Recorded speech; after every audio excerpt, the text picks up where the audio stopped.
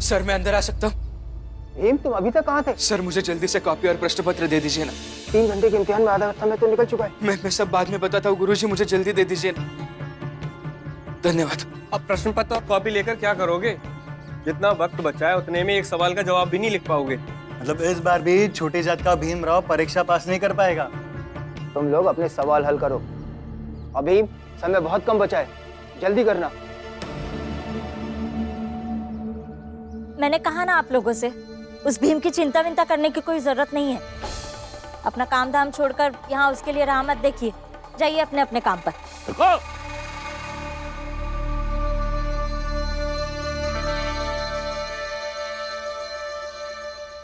हमारी पत्नी कहाँ है?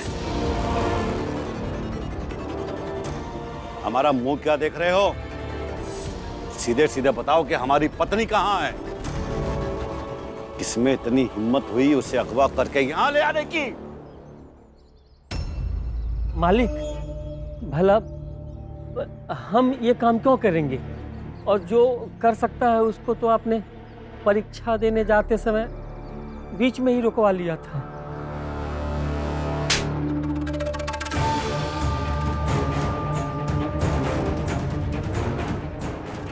जितना पूछा जाए उतना जवाब दे। हमारी पत्नी कहाँ है? बोलो। प्रचंड देव जी।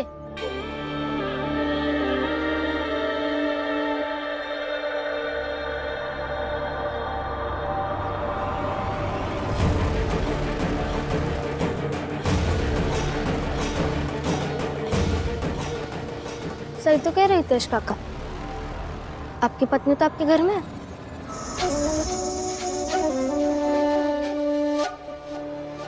आपसे किसी ने मजाक किया होगा।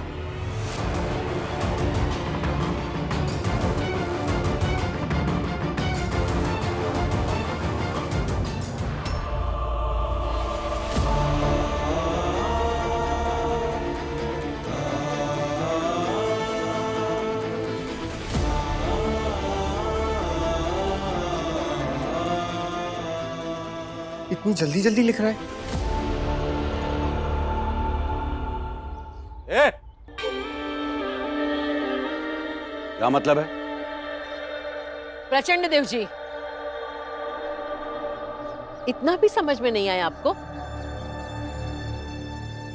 आप भीम को परीक्षा में जाने के लिए रोक रहे थे, इसलिए भीम और रमा ने मिलकर ये उपाय निकाला ताकि आप भीम को परीक्षा के लिए जाने दो।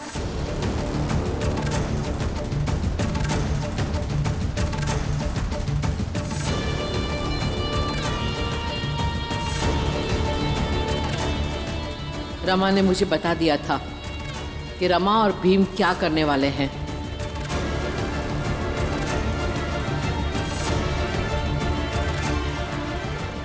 आपको कुछ याद है?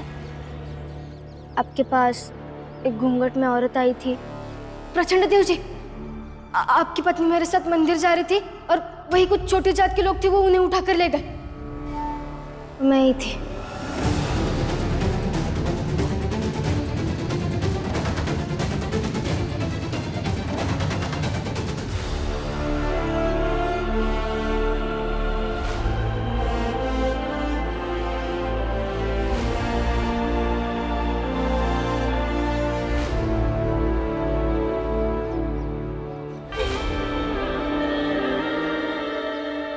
लेकिन उसकी परीक्षा का आधा समय तो हमने बर्बाद कर दिया है,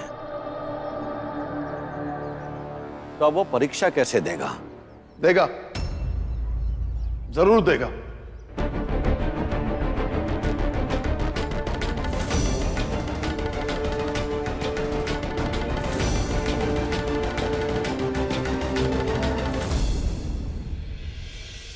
वो मेरा बेटा भीमराव अंबेडकर है और वो परीक्षा जरूर देगा।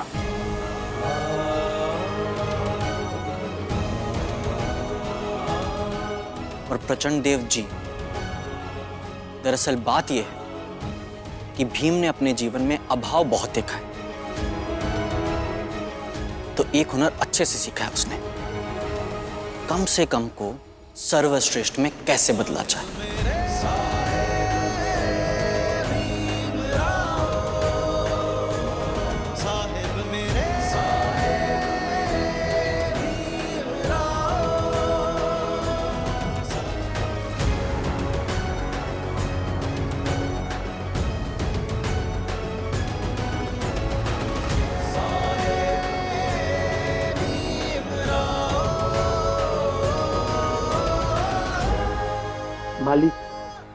आप अपना गुस्सा हम पर मत उतारिएगा। चाहे भीम और उसके साथ जो खड़े होते हैं ना, उसके साथ आप जो करना चाहे करें। सुनिए जी, किसी ने मुझे बताया कि आपने मुझे चाल में बुलाया है।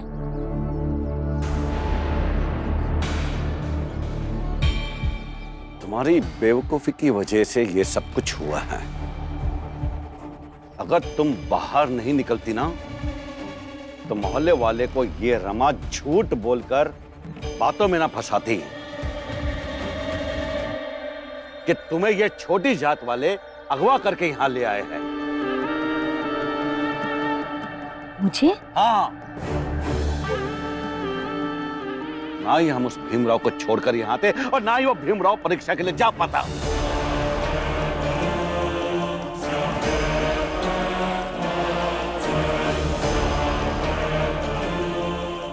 इस रमा ने तुम्हारा इस्तेमाल किया है, तुम इसे सजा दो।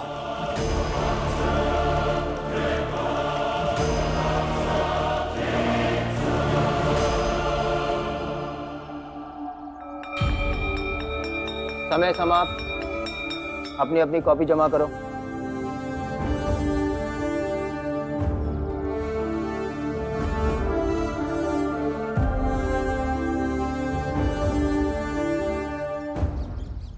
सोच क्या रही हो? इसे अपनी मर्जी से सजा दो, वरना हमारे आदमी इसके हाथ पैर तोड़ देंगे और यहां हमें रोकने वाला भी कोई नहीं है। प्रचंड देव जी, मेरे जीते जी मेरे बहू को खरोच तक आने नहीं दूंगा।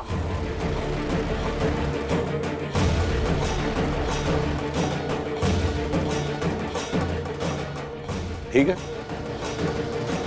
तुम्हारी बहू और हमारी पत्नी दोनों औरतें हैं, इसलिए पहला अधिकार हम अपनी पत्नी को देते हैं कि वो इस रमा को सजा दे।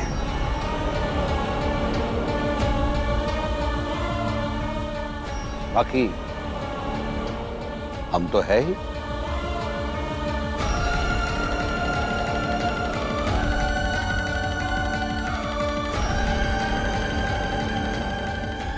देख क्या रही है? चल जा, सजा दे। रमा को सजा जरूर मिलेगी, क्योंकि इसने गलती की है और मेरा इस्तेमाल किया है। इसे सजा भी मैं ही दूंगी।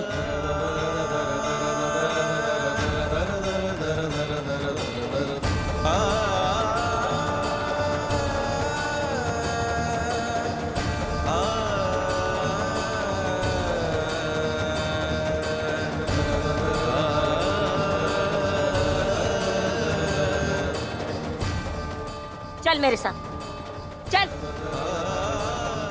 चल जल्दी।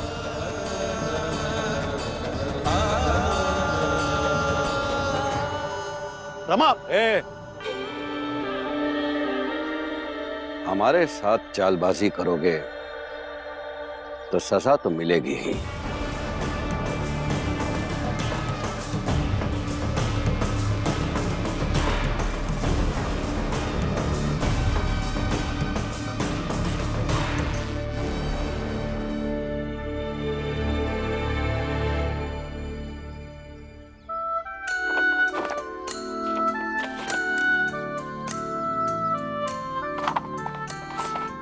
भीम, तुमने इतने कम समय में सारे सवालों का जवाब लिख दिया।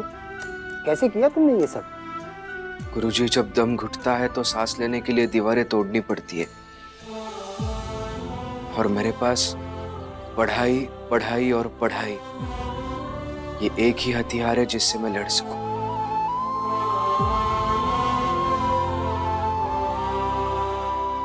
तो अपने इस हथियार के लिए मैं ये सब करता हूँ गुरुजी, और आगे भी करता रहूंगा। बिल्कुल करोगे तुम भीम। इतने दिनों में मैं तुम्हें इतना तो समझ गया हूँ कि तुम साधारण छात्र नहीं हो, और तुम सबको भी भीमराव से सीखना चाहिए। ये सब मैं इसलिए नहीं कह रहा हूँ कि तुम इसके पक्षधर बन जाओ, और ना ही मैं ये इसलिए कह रहा हूं कि तुम इसके दोस्त बन जाओ, इसे प्रेम करने लगो,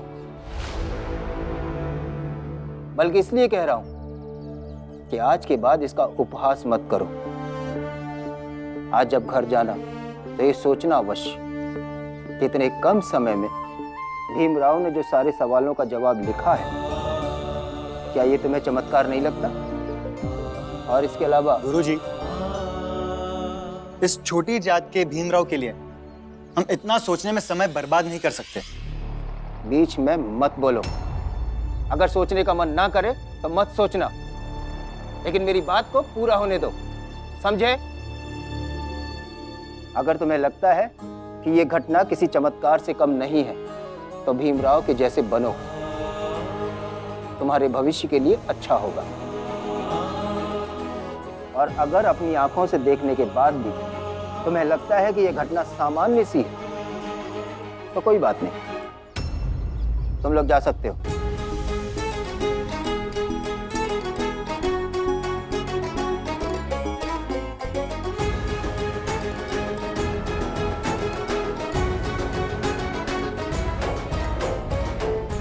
भीम, तुम बाहर रुकना, मैं ये कॉपी जमा करके आता हूँ। जी गुरुजी।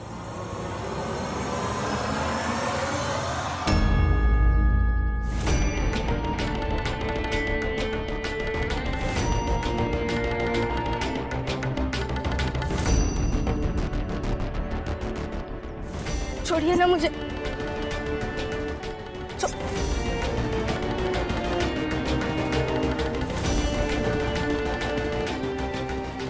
देखिए, मैंने जो भी किया अपने पति के लिए किया और आगे भी करती रहूंगी। मेरी आपसे कोई दुश्मनी नहीं है, लेकिन फिर भी माफी मांगती हूँ।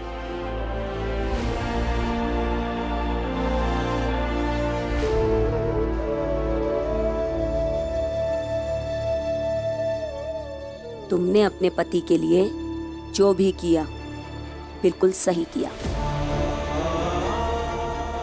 और रमा, मैं तुम्हें वहां से इसीलिए लेकर आई हूं ताकि तुमसे बात कर सकूं। और हाँ, एक बात का ख्याल रखना कि मेरे पति प्रचंड देव जी को ये बिल्कुल ना पता लगे कि मैंने तुम्हारा पक्ष लिया है। पता है रमा, मैंने वैभव को अपना बेटा माना था और वो मर गया। चाहे सब लोग वैभव की मौत का कारण भीमराव को माने या कुछ और कहें, लेकिन मैं ये जानती हूँ कि मेरे देवर के हत्यारे मेरे पति प्रचंड देव हैं, ऊंची जाति है और नरोत्तम जोशी है।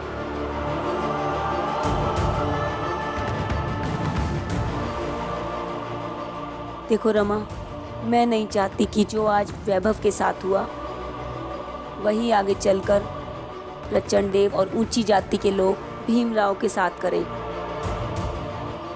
तुम तो उसकी पत्नी हो ना, सिर्फ और सिर्फ तुम ही समझा सकती हो उसे।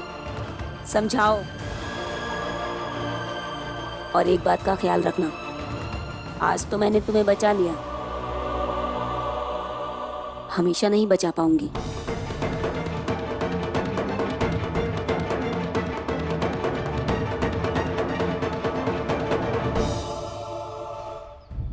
मैं उन्हें नहीं रोक सकती हूँ और ना ही वो रुकेंगे, क्योंकि भीमराव अंबेडकर के किस्मत में लड़ना लिखा है,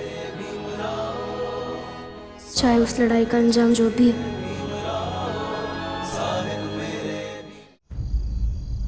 देखिए बाबा, मैं अभी भी यही चाहता हूँ कि आपको मेरी नौकरी करनी चाहिए।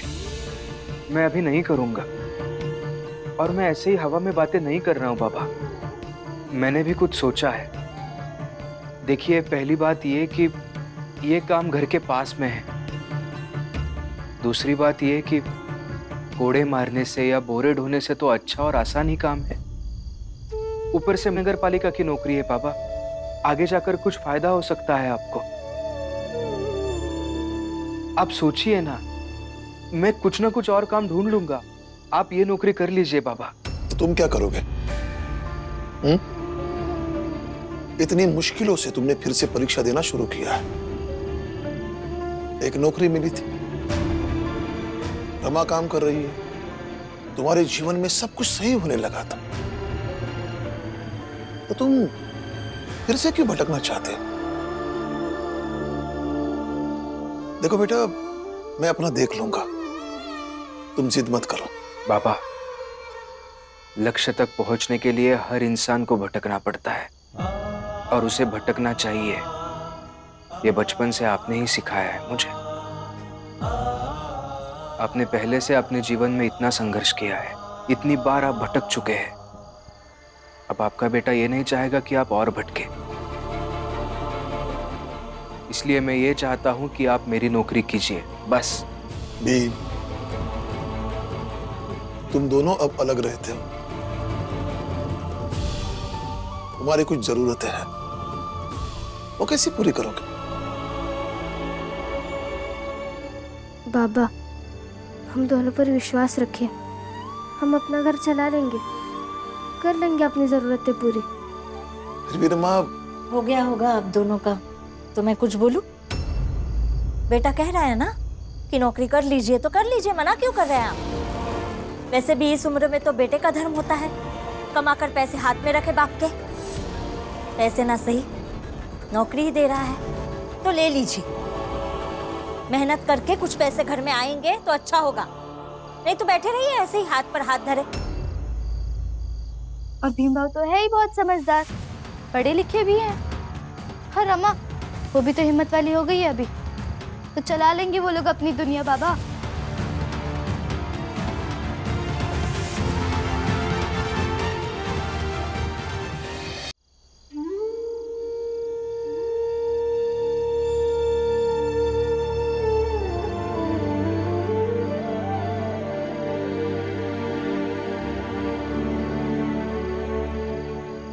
देखो बेटा, कल तुम बड़े आदमी बनोगे। अगर लोगों को पता चलेगा कि तुम्हें आगे बढ़ने के लिए कदम कदम पर संघर्ष करना पड़ा, तो क्या लोग यकीन करेंगे? बाबा, आगे जाकर लोग किस बात पर यकीन करेंगे, किस बात पर नहीं करेंगे, ये मुझे नहीं पता। लेकिन मैं जानता हूं, आप जानते हैं, हम सब जानते हैं कि मैंने ये सब किया है। और इसमें बुराई क्या है बाबा? लक्ष्य निर्धारित होने के बाद रास्ता चाहे जहां लेके जाए, चाहे जिस तरफ लेके जाए, हमें बस चलते रहना चाहिए। ये आप ही से सीखा है मैंने, माऊ से सातारा और सातारा से बंबई तक के सफर में।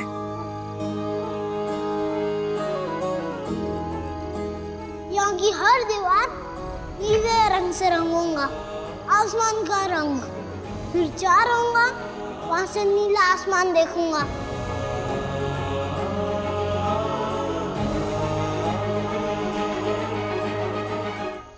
बेटा, काश मैं अमर होता, ताकि फक्र के साथ पूरी दुनिया को अनंत काल तक कह सकता हूं कि मेरे बेटे ने आगे बढ़ने के लिए क्या क्या संघर्ष किया है। अगर किसी को मेरे बेटे जैसा बनना है तो ऐसा ऐसा संघर्ष करो। कबीरा लोहा एक है, गढ़